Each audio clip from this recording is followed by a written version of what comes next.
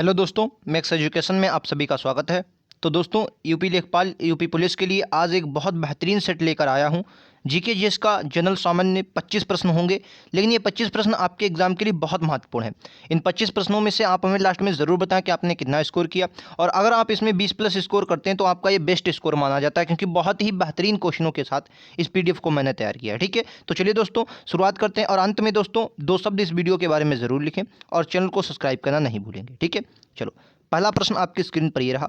Right answer क्या होगा इस क्वेश्चन का? बहुत ही बेहतरीन प्रश्नों के साथ, चाहे वो करंट अफेयर हो गए, हर प्रकार के question, current affair, history, polity, geography, economics, science, हर प्रकार के क्वेश्चन लेकर आया हूं। और पहला क्वेश्चन आपकी स्क्रीन पर ये रहा कि वर्ष 2021 का शांति का नोबेल पुरस्कार किसे दिया गया? नोबेल पुरस्कार से क्वेश्चन बनता है और आपको याद रखना मारिया रेसा और दामित्री मुरातोव, इन दोनों को 2021 का शांति का नोबेल पुरस्कार दिया गया। ये बात आपको याद रखनी है। ठीक है, एक बात अब और भी दोस्तों याद रखनी है, मारिया रेसा हो जाए या दामित्री मुरातोव हो जाए, ये दोनों लोग पत्रकार हैं। क्या है सर? पत्रकार हैं, इसलिए इन्हें शांति का पुरस्कार दिया गया, याद रखेंगे। ठीक है, नोबेल शांति पुरस्कार। अगले प्रश्न पर हम लोग चलते हैं। दूसरा क्वेश्चन आपकी स्क्रीन पर ये रहा। क्वेश्चन दोस्तों गिनते जाएंगे और लास्ट में हमें बताएंगे 25 में से आपने कितना स्कोर किया। क्लियर है?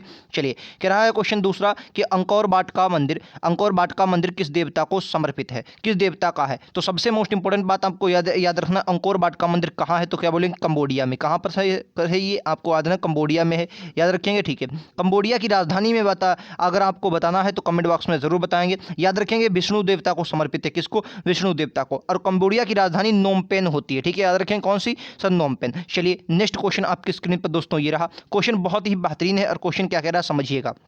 कह रहा पानीपत का द्वितीय युद्ध 1526 में किस किस के बीच हुआ था? वेरी इंपॉर्टेंट क्वेश्चन, हालांकि आपको पता होगा लेकिन बहुत बार एग्जाम में आया है। तो राइट आंसर क्या होगा? हेमू और अकबर के बीच। पानीपत का प्रथम युद्ध किसके बीच हुआ था? तो बोलेंगे बाबर और इब्राहिम लोदी के बीच। दिल्ली सल्तनत का अंत हुआ गया था पानीपत के प्रथम युद्ध में। हुआ कब था? बोलेंगे 1526 में ये युद्ध हुआ था। इसमें मतलब दिल्ली सल्तनत का अंत और मुगल वंश की स्थापना हुई थी। क्लियर है? महाराणा सांगा और बाबर के बीच कौन सा युद्ध? खानवा का युद्ध आपको देखने को मिलता है 1527 में। चलिए अगले प्रश्न पर हम लोग चलते हैं। अगला प्रश्न आपकी स्क्रीन पर बहुत ही बेहतरीन है।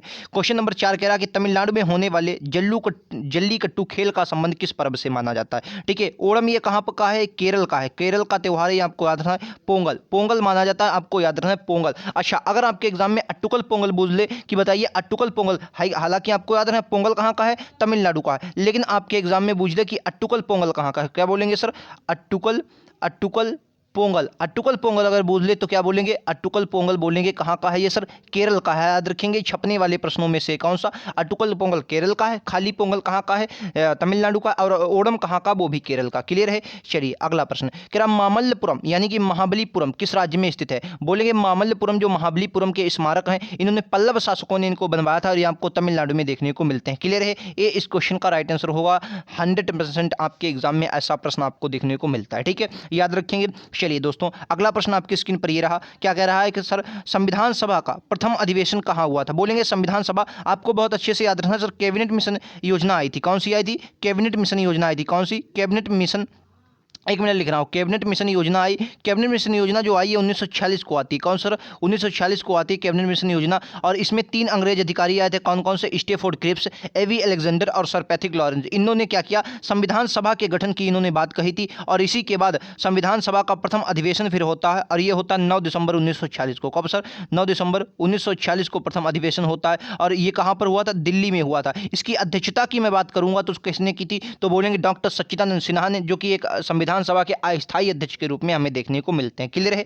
आपके एग्जाम के लिए बहुत इंपॉर्टेंट। ठीक है, राइट आंसर अगले क्वेश्चन का क्या है? बोलेंगे कह रहा है गणनाएं, कंप्यूटर का क्वेश्चन है जो हर बार एग्जाम में आएगा। मैं आपको बताऊं 3 से 4 क्वेश्चन आपको, मैं नहीं कहता कंप्यूटर को, लेकिन हाँ ये बात है कि 2-3 प्रश्न, 2 प्रश्न आपको जरूर कंप्यूटर के देखने को मिलेंगे। ठीक है, हो सकता है इसमें 3 भी संख्या हो जाएगी। ठीक है, आपको ये बात याद रखनी है। कह रहा है गणनाएं करने के लिए जिम्मेदार है, देश गणनाएं करने के लिए जिम्मेदार है और इनमें निर्णय करने वाली व्यवस्था होती है। क्या होगा? तो अर्थमेटिक लॉजिक यूनिट इसे कहते हैं। क्या कहते हैं? अर्थमेटिक लॉजिक यूनिट कहते हैं, जो गणनाएं करने के लिए जिम्मेदार होता है। सी इस क्वेश्चन का दोस्तों बिल्कुल करेक्ट आंसर है। अगला प्रश्न आपकी स्क्रीन पर ये रहा। क्या कह रहा है सर? भारत की सबसे बड़ी बहुउद्देशीय नदी घाटी परियोजना कौन सी है? दामोदर नदी घाटी परियोजना, भाखड़ा नागल परियोजना, हीराकुंड परियोजना या चंबल नदी घाटी परियोजना? बोलेंगे याद रखेंगे दामोदर नदी घाटी परियोजना इस क्वेश्चन का राइट आंसर होगा। और दामोदर नदी ये पश्चिम बंगाल में बहती है और दामोदर नदी को ही हमारे यहाँ कोयला क्षेत्र के लिए बहुत इंपॉर्टेंस दी जाती है। ठीक है, दामोदर नदी ये भ्रंश घाटी में बहती है। याद रखेंगे हुगली की सहायक नदी किसकी है, हुगली की सहायक नदी है, ये भी बात बहुत अच्छे से आपको याद रखना है, ठीक है।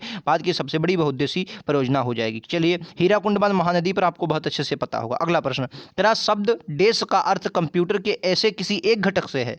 कह रहा देश शब्द का अर्थ देश कंप्यूटर के ऐसे किसी घटक से है जो कार्य करने के लिए आवश्यक होता है। तो क्या बोलेंगे, इसे बोलेंगे रिसोर्स। रिसोर्स क्या होता है, जो कार्य करने के लिए आवश्यक होता है, रिसोर्स, ठीक है। कंप्यूटर के ऐसे किसी घटक से क्या है, रिसोर्स। तो ए इस क्वेश्चन का दोस्तों राइट आंसर है। अगला प्रश्न, क्या निम्नलिखित में से कौन सा रबी की फसल नहीं है। दोस्तों रबी की फसल क्या होती है, रबी की फसल में देखिए मैं आपको बता दूं, जिंदगी में आप नहीं भूलेंगे अगर इस कॉन्सेप्ट के साथ चलते हैं। रबी, रबी क्या लिखा गया, बहुत कम शब्दों में लिखा गया, ठीक है। खरीफ क्या है सर, खरीफ लिख रहा 3 शब्दों में लिखा गया खरीफ, समझिएगा। रबी में क्या होता है, रबी में आपको कम वर्षा चाहिए, मतलब कम आर्द्रता चाहिए, कम आर्द्रता चाहिए, मतलब कम वर्षा चाहिए, आर्द्रता आप कह सकते हैं, कम आर्द्रता चाहिए। और क्या चाहिए सर, कम, कम शब्द है तो कम तापमान भी चाहिए। जिंदगी में आप इस कॉन्सेप्ट को सर नहीं भूलेंगे, ठीक है। कम आर्द्रता, कम तापमान, और लगभग ये आपको ये जाड़ों में फसलें देखने को मिलेंगी, क्योंकि हमें तापमान भी कम चाहिए और आर्द्रता भी कम चाहिए। खरीफ की मैं बात करता हूं तो ज़्यादा शब्द हैं तो ज़्यादा आर्द्रता चाहिए और ज़्यादा हमें क्या चाहिए, तापमान चाहिए, ठीक है। तो मैं बात करूंगा गेहूं हो गया, चना हो गया और आपकी सरसों, ये खरीफ की सॉरी रबी की फसलें। लेकिन मूंगफली आपकी कैसी, खरीफ की फसलें। बोलेंगे मूंगफली कैसी है, खरीफ की फसलें। अच्छा, कमेंट बॉक्स में आपको ये बताना है कि मूंगफली जो है इसके भारत में सबसे ज़्यादा मूंगफली का उत्पादन किस राज्य में होता है। तो क्या बोलेंगे, मूंगफली का सबसे ज़्यादा जो उत्पादन होता है भारत में, तो कहाँ पर बोलेंगे, गुजरात में, ठीक है। गुजरात में होता है, याद रखेंगे, ठीक है। गुजरात में कपास का भी सबसे ज़्यादा उत्पादन होता है, कपास का सबसे ज़्यादा कहाँ होता है, गुजरात में। गेहूँ सबसे ज़्यादा कहाँ पर होता है, तो क्या बोलेंगे, गेहूं भैया यूपी में सबसे ज़्यादा होता है, ठीक है, यूपी में। और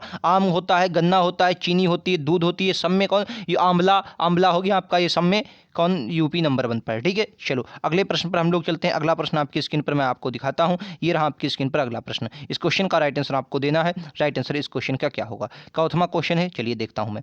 क्वेश्चन कह रहा है आपका 11वां, असुरु गैस कौन सी है, ठीक है। मैंने क्या बोला, साइंस हो गया, चाहे हिस्ट्री हो गया, पॉलिटी हो गया, ज्योग्राफी, स्ट्रेटेजी के, करंट अफेयर, हर प्रकार के बेहतरीन क्वेश्चनों के साथ पीडीएफ को तैयार किया है कि असुर गैस कौन सी। तो क्या बोलेंगे, अमोनिया। अमोनिया जो है आपकी एक असुर गैस के रूप में जानी जाती है, ये बात बहुत अच्छे से आपको याद रखनी है। ये इस क्वेश्चन का राइट आंसर होगा। क्लियर है। चलिए अगला प्रश्न, क्या वह शिलालेख जिसमें अशोक को बौद्ध होना बताया गया। देखिए अशोक के बहुत से शिलालेखों से हमें बहुत सी बातें देखने को मिलती हैं, और जो मुख्य शिलालेख है वो 14 मुख्य शिलालेख मिलेगी, जिनमें शिलालेखों की चर्चा मिलती है, जिसमें कुछ ना कुछ लिखा गया, ठीक है। चलिए अब बात करते हैं, 1 मिनट रुक जाइए, मैं लिख देखता हूँ, 1 मिनट। ये रहा आपका क्वेश्चन, क्या वह शिलालेख जिसमें अशोक को बौद्ध होना बताया गया। तो क्या बोलेंगे, अशोक को बौद्ध, भाब्रू के शिलालेख में बताया गया, भाब्रू का शिलालेख अशोक को बौद्ध होने की चर्चा किया था, ठीक है। फिलहाल अशोक जो था आपको पता होगा, अशोक महान के नाम से जाना जाता है। अशोक को, अशोक महान बौद्ध धर्म से संबंधित थे, याद रखेंगे। पहले इन्होंने कलिंग का युद्ध लड़ा, फिर कलिंग के युद्ध के बाद जब इन्होंने वो सब इन्हें अच्छा नहीं लगा तो इन्होंने क्या, बौद्ध धर्म को अपना लिया, याद रखेंगे, ठीक है। ये बहुत, और बौद्ध धर्म के प्रचार प्रसार के लिए बहुत कुछ किया, शिलालेख खुदवाए, गुफा लेख खुदवाए, ठीक है, गुफाएं बनवाई, बौद्ध भिक्षुओं को संरक्षण दिया। तो सभी न सभी कहीं ना कहीं बौद्ध धर्म को इन्होंने बहुत संरक्षण दिया, याद रखेंगे। चलिए अगला प्रश्न, अगला प्रश्न कह रहा है कि गांधार शैली के प्रमाण किस सभ्यता से प्राप्त हुए। देखिए इस मंदिर बनाने की 3 शैलियां आपको देखने को मिलती हैं जो बहुत इंपॉर्टेंट थी। कौन कौन सी हैं, एक आपको मिलती है नागर शैली, एक बेसर शैली, और एक आपको द्रविड़ शैली। ये एक ऐसी थी, ये मंदिर निर्माण की शैलियां थी, ठीक है। और गांधार शैली और मथुरा शैली, ये कैसी, ये मूर्ति निर्माण की कला थी। क्या बोलेंगे सर, मूर्तियों की बनवाने की जो कला थी, मूर्ति निर्माण की कला, वो कौन कौन सी आपको देखने को मिलेगी, एक आपकी गांधार शैली और ये एक आपकी देखने को मिलेगी मथुरा शैली, ठीक है। और ये जो शैलियों में थी, गांधार शैली ये विदेशी शैली थी, इसको यूनानी लाए थे, लेकिन मथुरा शैली, ये गांधार और मथुरा ये ज़्यादातर कहाँ पे फेमस होती हैं, तो कनिष्क, जब कनिष्क का शासनकाल आप देखते हैं तो कनिष्क में ये ज़्यादातर आपको फेमस देखने को मिलेंगी। और आपकी जो मथुरा थी ये स्वदेशी शैली थी। इसमें तीनों धर्म के बारे में हमें बताया जाता है, हिंदू, बौद्ध और जैन, इन तीनों धर्मों से रिलेटेड है मथुरा शैली, ठीक है। इस क्वेश्चन का राइट आंसर मैं आपको बता दूं, रंग महल सभ्यता इस क्वेश्चन का राइट आंसर होगा।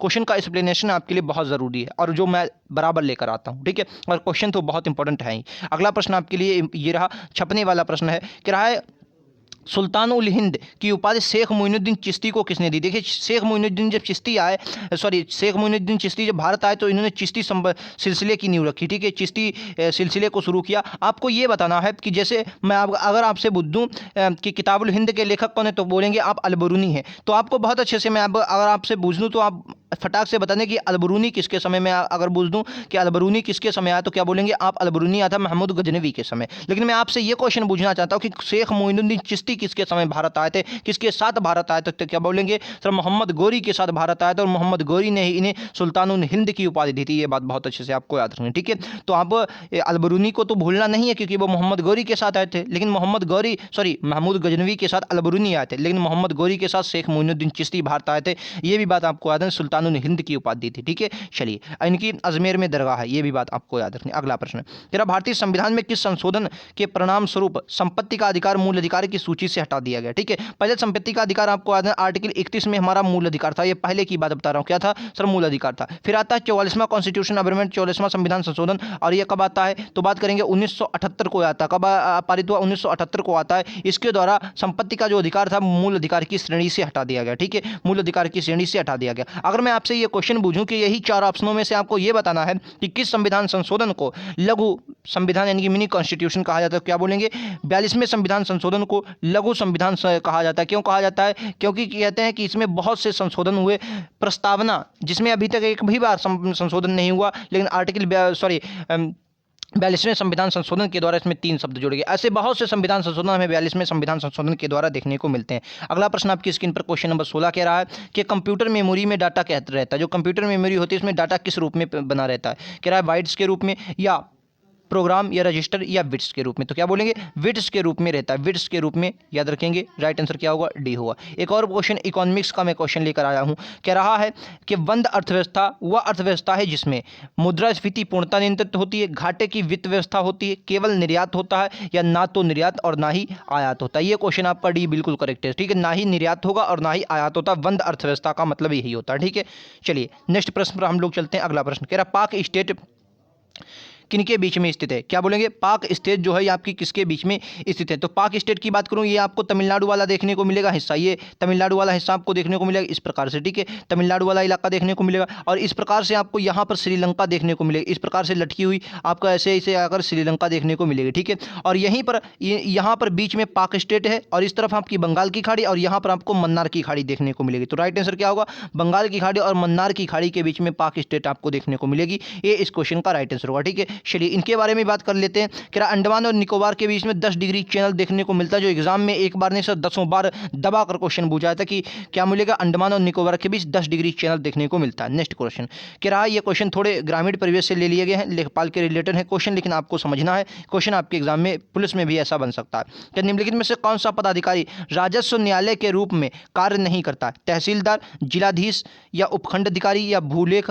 निरीक्षक। देखिए भूलेख निरीक्षक जो होगा इस क्वेश्चन का राइट आंसर हो। भूलेख निरीक्षक कौन होता है, जिसे आप लोगों को अपनी भाषा में कानून गो कहते हैं, क्या बोलेंगे कानून गो कहते हैं, वही भूलेख निरीक्षक होता है। और लेखपाल के जो भी गलतियां होती हैं, लेखपाल के जो मतलब लेखपाल ने कोई कार्य किया उसमें निरीक्षण का कार्य कानून गो का होता है, ठीक है। तो राइट आंसर 20 क्वेश्चन का होगा। अगला प्रश्न क्या भू सर्वेक्षण में डिग्री मिनट व सेकंड किसकी इकाई है, डिग्री मिनट व सेकंड ये कोण मापन की इकाई किसकी है, कोण मापन की इकाई डिग्री मिनट व सेकंड कोण मापन की इकाई होती है। सी इस क्वेश्चन का राइट आंसर होगा। अगला प्रश्न क्या कह रहा है कि कौन सी गैस अधिक वायु प्रदूषण पैदा करती है, वेरी इंपॉर्टेंट क्वेश्चन है 21वां, कौन सी गैस अधिक वायु प्रदूषण पैदा करती है। तो दोस्तों आपने हमारे पीडीएफ बनाने का तरीका देखा होगा, मैंने हिस्ट्री, पॉलिटी, स्ट्रेटेजी के, इकोनॉमिक्स, करंट अफेयर्स के 2 प्रश्न और साइंस हर प्रकार के क्वेश्चन लिए हैं, यानी कि जैसा कि आपके एग्जाम में क्वेश्चन बनेंगे बिल्कुल ऐसा। और लास्ट में अपना 25 में से स्कोर जरूर दोस्तों बता कर जाएं, जो आपके लिए बहुत इंपॉर्टेंट है। कह रहा कार्बन मोनोऑक्साइड जितने लोगों का जवाब आ रहा है वो सभी के सभी सही हो जाएंगे। सी इस क्वेश्चन का राइट आंसर है। अगला प्रश्न क्या कह रहा है,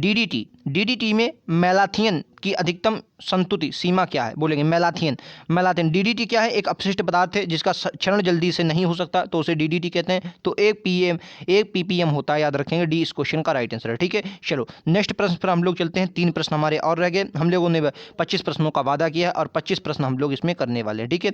चलिए इस क्वेश्चन का राइट आंसर आपको देना है, बहुत इंपॉर्टेंट क्वेश्चन है साइंस का। कह रहा है निम्नलिखित में से कौन एक मोनोसेक्राइड नहीं, देखो मोनोसेक्राइड पॉलीसेक्राइड आपने पढ़े होंगे साइंस में, तो मोनोसेक्राइड कौन सा नहीं, तो लैक्टोज जो आपका है लैक्टोज, ये आपका मोनोसेक्राइड नहीं है, ठीक है, मोनोसेक्राइड नहीं है। अगला कह रहा है ऑर्जिन क्या है, ऑर्जिन क्या होती है, तो आपको याद है आवश्यक एमिनो अम्ल जो होते हैं उन्हें आर्जिनिन कहा जाता है, क्या बोला जाता है, और जिन्हें कहा जाता है आवश्यक एमिनो अम्ल को। ठीक है, याद रखेंगे ये इस क्वेश्चन का दोस्तों बिल्कुल करेक्ट आंसर। ठीक है, चलो अगला, और ये 10वां बार एग्जाम में सीधा टपका है कि मानव रक्त का पीएच मान कितना होता है। बोलेंगे मानव रक्त का पीएच मान कितना, 10.4, 5.4 या 7.4 या 4.4, क्या बोलेंगे 7.4 होता है मानव रक्त का पीएच मान। ठीक है, तो 7.4 आपको याद रखना है। ठीक है, और कमेंट बॉक्स में ये बताना ये उदासीन होगा या क्षारीय होगा। ठीक है, बाकी पैमाना तो आपको लोग जानते होंगे, 0 से हमारा 14 लगाता है, कितना 14 तक, और बीच में आपका 7 जो हो जाता है उदासीन हो जाता है। इधर वाले क्या होते हैं, इधर वाले क्या होते हैं, ये आपको कमेंट बॉक्स में बताना है। और ये जो 7.4 होगा या क्या होगा, अम्लीय होगा, उदासीन होगा या क्षारीय होगा, ये आपको कमेंट बॉक्स में बताना है। और सबसे मोस्ट इंपॉर्टेंट 25 में से आपको स्कोर बताना है। और वीडियो कैसी लगी ज़रूर बताएंगे, और ऐसे लगातार क्वेश्चनों के लिए मैक्स एजुकेशन जरूर सब्सक्राइब करें। बेहतरीन क्लासेस के साथ हाजिर होता हूँ। ठीक है, मिलते हैं अगले वीडियोज़ में। आज के लिए इतना ही, थैंक यू।